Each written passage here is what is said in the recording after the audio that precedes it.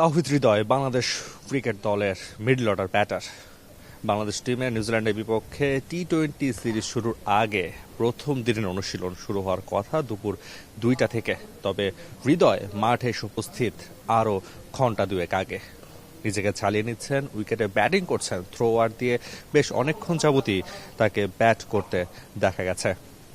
তাওহিদ হৃদয় যদিও নিউজিল্যান্ডের বিপক্ষে সিরিজে তার নামের সাথে খুব একটা সুবিচার করার সুযোগ পাচ্ছে না, কারণ 3 ম্যাচের নিউজিল্যান্ডের বিপক্ষে ওয়ানডে সিরিজের প্রথম ওয়ানডেতে তিনি 50 দেখা পেয়েছিল।